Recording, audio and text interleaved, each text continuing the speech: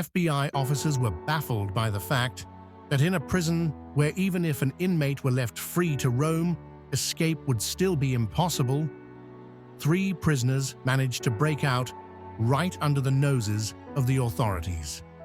The most astonishing part was that for the next 10 hours, the prison authorities had no clue about their escape. Not just the FBI, but 3 of the top law enforcement agencies in the US had put all their efforts into solving this case. We are talking about a prison break that for the past 60 years has not only remained unsolved, but has also turned into a mystery for the world. Welcome once again to Tales of the Past. Friends, this small island in the Pacific Ocean spans only 22 acres, but it once housed some of the world's most dangerous criminals. Famous as Alcatraz, this island is built on a massive rock in the middle of the ocean, which is why it is also called the Rock. The island is surrounded by the ocean on all sides, and for extra protection, a 15-foot-high fence was erected around it. Along with round-the-clock monitoring by prison sergeants, the island's location in the open waters of the Pacific made it vulnerable to strong winds and high waves, further securing its perimeter. Given all these conditions, in 1934, it was declared a federal prison, where extreme security measures were in place. In short, once someone was imprisoned here, escaping on their own was virtually impossible. This prison was considered inescapable, but on the night of July 12, 1962, all its myths were shattered when 3 prisoners deceived its security with great expertise and managed to flee. The main characters of this story are 4 individuals: John William Anglin and Clarence Anglin, who were brothers and had been imprisoned for bank robbery.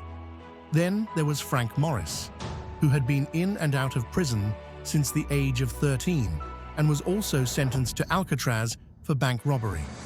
Finally, there was Alan West, who had attempted to escape from multiple other prisons before, which is why he was placed in maximum security at Alcatraz. Alan West had been in this prison for quite some time, so he knew more about its compound than others. The idea of escaping from Alcatraz first came to Alan West in 1960, and he shared it with his fellow inmates. Alan had discovered a loophole in Block B of the prison that made their escape somewhat possible. The issue was that although these 4 would meet during lunch breaks and other occasions, their cells were not in Block B. They continued to make efforts to be shifted to Block B. Unfortunately, the warden did transfer them there, placing their cells adjacent to each other. Their first objective was complete. Now, all 4 prisoners were together in Block B. For the next 2 years, they worked on their plan inside their cells without anyone suspecting a thing.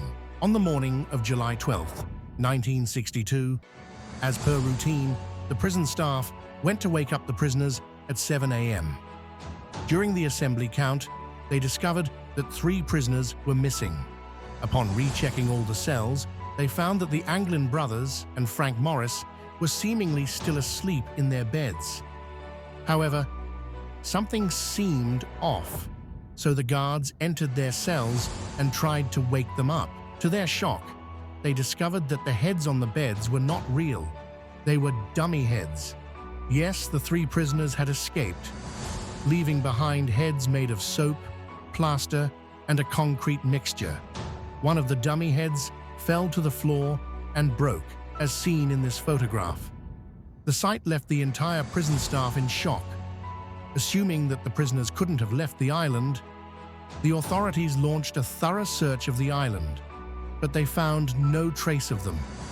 Everyone was haunted by a single question: how did 3 prisoners escape from such a high-security prison? It is important to note that Alan West, who had originally devised the plan, was not among those who escaped. An investigation team was called, and the FBI was notified. It was discovered that the 3 had broken out through small vents in their cell walls. The real shock came when investigators found that not 3, but 4 cell vents had been damaged. Yes, the 4th vent belonged to Alan West, who for some reason had failed to break through in time. Realizing he had no other option, Alan West decided to cooperate and revealed the entire plan. He claimed that the escape plan was originally his idea.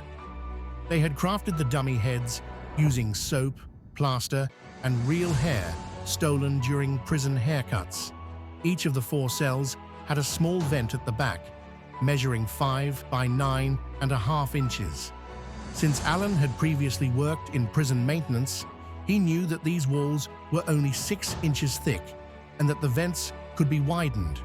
For 6 months, the prisoners worked on expanding the vents, using spoons stolen from the kitchen. They even built a makeshift drill using the motor from a vacuum cleaner. To conceal their excavation work, they would place musical instruments or other items in front of the vents. Most of their digging was done during music hour, when the prison block was filled with noise. The vents led to a corridor with no security, from where a drain pipe led to the prison's roof. In prison, prisoners were assigned maintenance tasks to keep them busy. These 4 frequently went to the roof under the pretense of work, using the opportunity to study their escape route. From the roof, they climbed down using another pipe, scaled the 15-foot fence, and made their way out. They had already prepared for their escape. They had crafted an inflatable raft out of stolen raincoats, which were issued by the prison administration, and they kept stealing them one by one. They also fashioned makeshift life jackets in case the raft failed. The biggest question for the FBI was, where did they go? Alan West informed them that the plan was to first reach Angel Island, north of Alcatraz, where security was minimal. From there, they intended to steal a car and some clothes. However, searches across the mainland yielded no reports of stolen vehicles or robberies. Had the treacherous ocean swallowed them? Or was Alan West's story just a decoy to mislead the FBI? There was no trace of them. Footprints on the Block B rooftop, the secret workshop where they prepared everything, and the marks on the pipes they used to descend verified that Alan West's account was not a lie.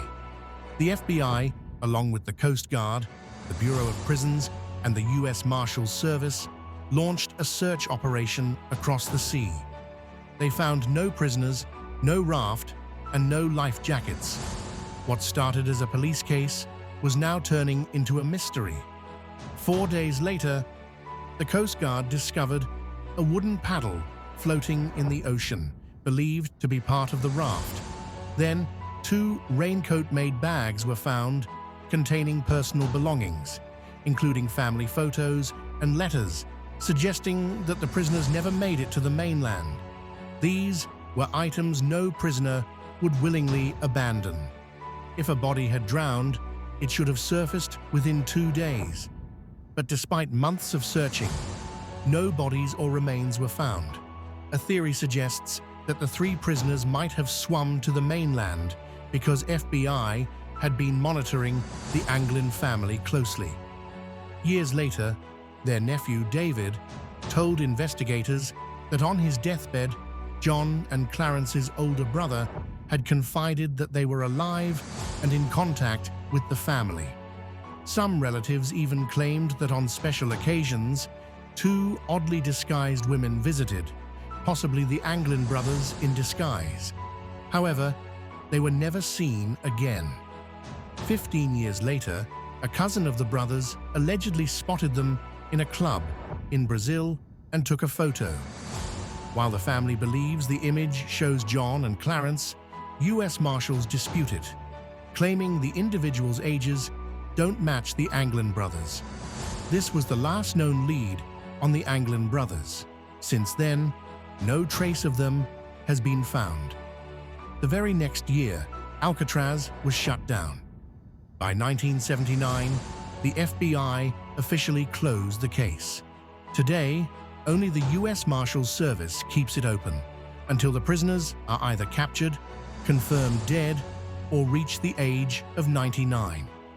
Alcatraz Island is now a national park where tourists can visit the very cells where the Anglin brothers, Frank Morris, and Alan West were once imprisoned.